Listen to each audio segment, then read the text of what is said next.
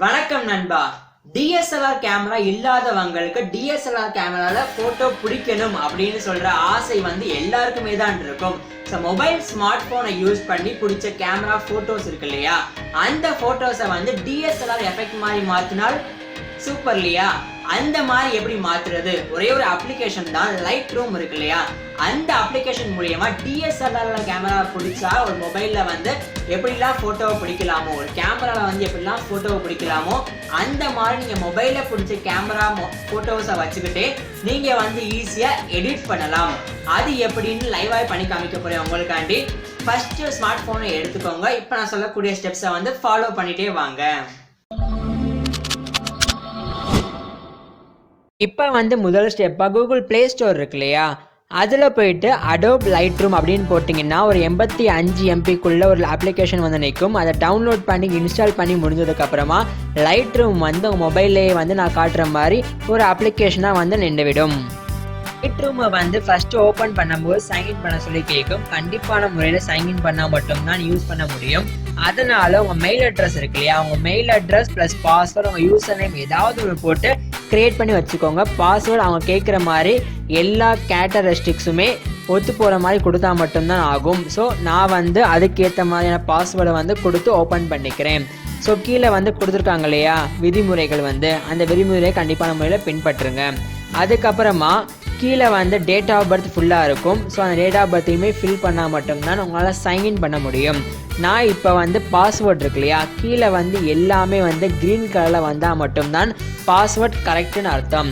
அதனால் நான் கரெக்டான பாஸ்வேர்டாக கொடுத்து ஓப்பன் பண்ணிக்கிறேன். இன்னுமே பார்த்தீங்கன்னா கீழே எனக்கு ஓகே ஆயிடுச்சு.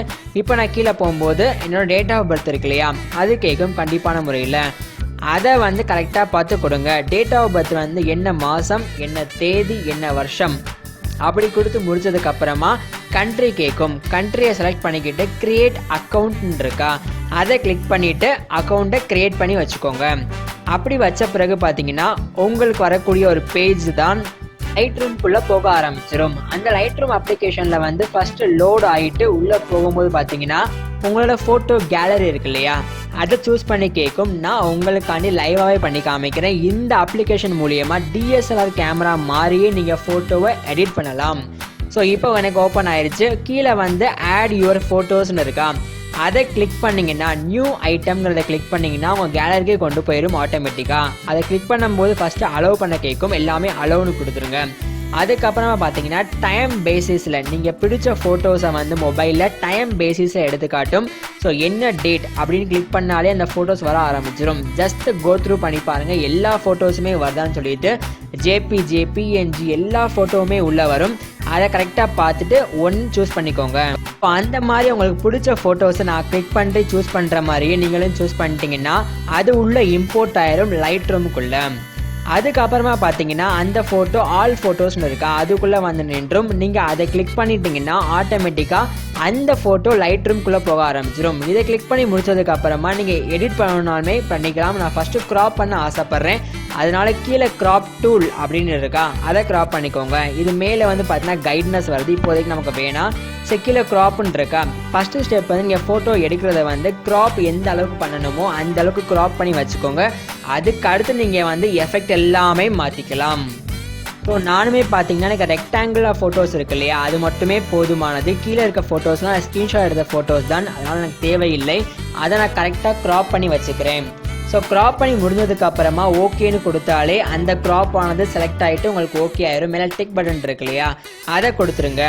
அதை கொடுத்து முடிச்சதுக்கு அப்புறமா பார்த்தீங்களா க்ராப் ஆயிடுச்சு எனக்கு ஃபுல்லாகவே ஸோ இப்போ கீழே இருக்க ஆப்ஷனில் ஃபஸ்ட் ஆப்ஷனை கிளிக் பண்ணிங்கன்னா அப்கிரேட் இருக்கா, கீழே இருக்க ஆப்ஷனில் ப்ளஸ் சிம்பிள் போடுறதை, ஸ்டார் சிம்பிள் போடுறதை கிளிக் பண்ணாதீங்க, அது பெய்டு. மற்ற எல்லாமே உங்களுக்கு ஃப்ரீயாக கொடுக்குறாங்க இதில் மூலியமாக. இப்போ நான் ஃபில்டர் இருக்கு இல்லையா, அதை ப்ரொஃபைல்னு இருக்குது, அந்த ஆப்ஷனை கிளிக் பண்ணிங்கன்னால் உங்களுக்கு ஃபோட்டோஸ் அப்படியே இருக்கும். பட் ப்ரொஃபைல் சேஞ்ச் பண்ணிக்கலாம். ப்ரொஃபைல்ங்கிறது பார்த்தீங்கன்னா பிளாக் அண்ட் ஒயிட்டாக சேஞ்ச் பண்ணுறது, இல்லை கலர் இருக்கு இல்லையா, அது எல்லாமே சேஞ்ச் பண்ணிக்கலாம். கீழே கலர் நேம் போட்டிருப்பாங்க, R*2, *3, *4ன்னு சொல்லிட்டு. இது பொறுத்த அளவுக்கு ஒரு ப்ரொஃபைல் எடிட்டிங் தான். ஸோ அதனால் ப்ரொஃபைல் எடிட்டிங்கில் போய்ட்டு சூஸ் பண்ணால் உங்களுக்கு சேஞ்ச் பண்ணிக்கலாம். அடுத்து இருக்கக்கூடிய ஆப்ஷன் பார்த்தீங்கன்னா ஆட்டோ இருக்குது, லைட் இருக்கா. ஸோ இப்போ நம்ம என்ன பண்ண போகிறோம் அப்படின்னு பார்த்தீங்கன்னா லைட்ரூமில் வந்து இது முக்கியமான ஆப்ஷன் கலர்னு இருக்கா, அதை சூஸ் பண்ணிக்கோங்க. மேலே மிக்ஸ்ன்னு போட்டிருக்கா, அதை சூஸ் பண்ண போகிறோம். கீழே இருக்க எல்லாமே வந்து முக்கால்வாசி கரெக்டாக தான் இருக்கும், அதை விட்டுருங்க. மிக்ஸ்ன்னு மேலே இருக்கா ரைட் சைடில் வந்து அதை கிளிக் பண்ணிக்கோங்க. கிளிக் பண்ணிட்டீங்கன்னா இப்போ என் ஃபோட்டோவில் வந்து பேக்ரவுண்ட் வந்து க்ரீன் கலர் வந்திருக்கு, நிறைய ப்ளூ கலர்லாம் இருக்குது ஸ்கை, ஓகேவா? ஸோ அதனால் நான் மிக்ஸில் வந்து க்ரீன் கலர் இருக்கு இல்லையா, அதை கிளிக் பண்ணிக்கிட்டு அந்த கலரை மட்டுமே ஏற்றுனேன்னா ஏன் பேக்ரவுண்டில் இருக்கக்கூடிய புல்லுலாம் இருக்கு இல்லையா, கிராஸ் இருக்கு இல்லையா, அது எல்லாமே வந்து கலர் கூடும். அப்போ வந்து என் ஃபோட்டோஸ் வந்து குவாலிட்டியே மாறும், நீங்களே பார்க்குறீங்க இல்லையா? ஸோ அந்த மாதிரி உங்கள் ஃபோட்டோஸில் வந்து green colour, blue colour, white colour, violet colour, yellow colour, இந்த மாதிரி எந்த கலராக இருந்தாலுமே மிக்ஸில் போயிட்டு அந்த ஆப்ஷனை கிளிக் பண்ணிவிட்டு கொஞ்சம் ஏற்றுனீங்கன்னா எல்லா கலருமே பர்டிகுலராக வந்து பிரைட்டாக ஆரம்பிக்கும். ஃபோட்டோஸை பொறுத்தளவுக்கு பின்னாடி வந்து பச்சை கலர் இருக்குது, அதுக்கு மேலே வந்து ஸ்கை ப்ளூ கலர் இருக்கா. ஸோ அதனால் நான் வந்து ஃபஸ்ட்டு பச்சையை கிளிக் பண்ணிக்கிட்டு கிராஸ் இருக்கு இல்லையா, அது எல்லாமே வந்து கூட்டியும் பார்க்குறேன் குறைக்கும் பார்க்குறேன். பார்த்தீங்களா, அந்த கிராஸ் வந்து கூட்டி பார்த்தா க்ரீன் கலர் வந்து கூட்டி பார்த்தா பின்னாடி வந்து செம்ம எஃபெக்டாக தெரியுது எனக்கு வந்து. ஸோ இது எனக்கு ரொம்ப ரொம்ப பிடிச்சிருக்கு, அதனால் நான் அதையே வச்சுக்கிறேன். அதுக்கப்புறமா அட்ஜஸ்ட்மெண்ட் டூல் இருக்கு இல்லையா, அதையுமே கிளிக் பண்ணி பார்ப்போம். அடுத்தபடியாக என் ஃபோட்டோஸில் வந்து என்ன கலர் இருக்குன்னு பாருங்கள். ஸ்கை வந்து ப்ளூ கலரில் இருந்துச்சுன்னா அந்த ப்ளூ கலரை மிக்ஸில் கிளிக் பண்ணிக்கிட்டு அதை கொஞ்சம் ஏற்றிக்கிட்டே வந்தீங்கன்னா ஃபோட்டோஸோட கலர் மாற மாற மாற குவாலிட்டியுமே உங்களுக்கு செம்மையாக மாறிக்கிட்டே வரும்.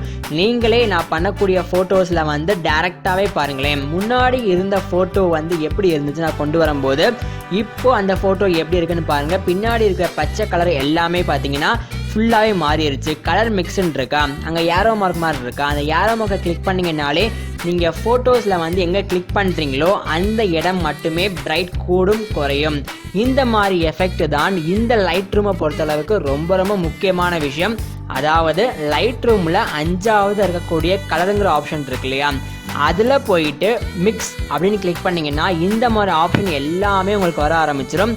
இந்த ஆப்ஷன் தான் இருக்கிறதுலே முக்கியமான ஆப்ஷன் லைட் ரூமை பொறுத்தளவுக்கு. கண்டிப்பான முறையில் ட்ரை பண்ணி பாருங்கள். நான் பார்த்தீங்களா க்ரீன் கலர்லேருந்து வயலட்லேருந்து ப்ளூலேருந்து எல்லாமே வந்து கூட்டியும் பார்க்குறேன் குறைச்சும் பார்க்குறேன். எப்படி வச்சாலுமே என் ஃபோட்டோ கிளாரிட்டியுமே கூடுது, அதே சமயம் வந்து ஃபோட்டோவோட கிளாரிட்டி பவர் இருக்கு இல்லையா அதுவுமே கூடுது. நீங்கள் கண் கூட பார்ப்பீங்க. பார்த்தீங்களா பின்னாடி க்ரீன் கலர் உள்ளது நல்லா பிரைட் ஆகிட்டு ஒரு டிஎஸ்எல்ஆர் கேமராவில் ஃபோட்டோ எடுத்தால் எப்படி இருக்குமோ அதே மாதிரி இருக்குது பார்த்தீங்களா. ஸோ இதை நான் போயிட்டு போஸ்ட் பண்ணேன்னா இன்ஸ்டாகிராமில் போஸ்ட் பண்ணிங்கன்னா கண்டிப்பான முறையில் பார்க்குறவங்க டிஎஸ்எல்ஆர் கேமராவில் எடுத்த ஃபோட்டோஸ் அப்படின்னு தான் சொல்லுவாங்க. இருக்கக்கூடிய ஆப்ஷன் வந்து ஹியூன்னு இருக்கா, ஹியூ தான் மோஸ்ட்லி வந்து உங்களுக்கு ஒர்க் ஆகும். ஏன்னா ஹியூ மட்டும்தான் உங்களுக்கு கலர் வந்து கூட்டும் குறையும். அடுத்தபடியாக சேச்சுரேஷன் இருக்கா, சேச்சுரேஷன் வந்து அவ்வளோவா யூஸ் பண்ணாதீங்க, அது மேக்ஸிமமாக இருக்கிற கலரே வந்து நல்ல கலர் தான். ஸோ இப்போ வந்து கலரில் போய்ட்டு நம்ம வந்து கிரே அமௌண்ட்டுன்னு இருக்கா, கிரே அமௌண்ட்னு கிளிக் பண்ணிங்கன்னா உங்கள் ஃபோட்டோஸில் வந்து கொஞ்சம் நாய்ஸ் வர்ற மாதிரி தெரியும். ஸோ கிரெயின் அமௌண்ட்லாம் வேணவே வேணாம், நமக்கு தேவை கலரில் மிக்ஸ் மட்டும்தான் தேவை. அடுத்தபடியாக சைஸ்ன்னு இருக்கு இல்லையா, சைஸ் வந்து உங்கள் ஃபோட்டோவில் இருக்கக்கூடிய நாய்ஸை வந்து கூட்டும். ஸோ அதனால் வந்து அதெல்லாம் கிளிக் பண்ணாதீங்க, ஃபோட்டோ எஃபெக்ட் மாறிக்கிட்டே இருக்கும். இதெல்லாம் கிளிக் பண்ணாமல் நீங்கள் வெறும் கலருங்கிற ஆப்ஷனில் வந்து மிக்ஸு மட்டுமே ட்ரை பண்ணாலே உங்கள் ஃபோட்டோ சூப்பராக வந்துடும், டிஎஸ்எல்ஆர் கேமராவில் பிடிச்ச மாதிரியே வந்துடும். கீழே வந்து ஸ்மூத்னஸ்ன்னு இருக்கா, அந்த ஸ்மூத்னஸை நீங்கள் யூஸ் பண்ணலாம், தப்பு இல்லை. இருக்கக்கூடிய எட்ஜ் எல்லாமே பார்த்தீங்கன்னா ஸ்மூத்னஸாக உங்களுக்கு கொடுக்கும். ஸோ இந்த மாதிரி நீங்கள் ஃபோட்டோஸை பிடிச்சதை வந்து மேலே வந்து டிக் பட்டன் இருக்கும், அதை டிக் பண்ணி சேவ் பண்ணிக்கிட்டிங்கனாலே உங்கள் ஃபோட்டோ வந்து ஜேபிஜே இமேஜாக சேவ் ஆகிடும். இப்போ நான் டிக் பட்டன் கிளிக் பண்ணியிருக்கேன், ஒரிஜினல் ஜேபிஜே ஃபைல் காட்டுதா, அதை கிளிக் பண்ணிட்டீங்கனாலே உங்கள் கேலரிக்குள்ளேயே இந்த ஃபோட்டோ சேவ் ஆகிவிடும்.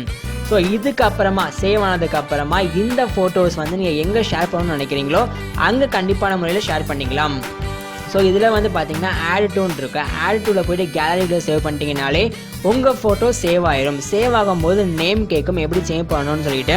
ஸோ ஒரு ஃபோல்டராக க்ரியேட் பண்ணி வச்சுக்கிட்டு அதில் வந்து ஏதாவது ஒரு நேம் டேட் இப்படி பொறுத்து பார்த்தீங்கன்னா உங்கள் ஃபோட்டோஸை வந்து சேவ் பண்ணி வச்சுக்கலாம். ஸோ இந்த வீடியோ பிடிச்சிருந்துச்சுன்னா லைக் பண்ணுங்கள், ஷேர் பண்ணுங்கள், கமெண்ட் பண்ணுங்கள். இந்த மாதிரி ஃபோட்டோஸை வந்து நீங்களுமே எடிட் பண்ணி இன்ஸ்டாகிராமில் போடுங்க, ஃபேஸ்புக்கில் போடுங்க, லைக்ஸ் வந்து பிச்சுக்கும். ஸோ இதில் வந்து ஏதாவது டவுட் இருந்துச்சுன்னா கமெண்ட் பாக்ஸில் கமெண்ட் பண்ணுங்கள், நான் உங்களுக்கு அடுத்த வீடியோவில் ஹெல்ப் பண்ண ரெடியாக இருக்கேன். ஸோ மேபி லைட் ரூமை தவிர உங்களுக்கு ஏதாவது எடிட்டிங் வீடியோஸ் இருக்கு இல்லையா, வேணும்னாலுமே கமெண்ட் பாக்ஸில் சொல்லுங்கள். நான் அந்த அப்ளிகேஷனை பர்டிகுலராக வந்து நெக்ஸ்ட் வீடியோவில் போடுறேன். தேங்க்யூ நண்பா, எல்லாருக்குமே பை நண்பா. நெக்ஸ்ட் வீடியோவில் பார்ப்போம்.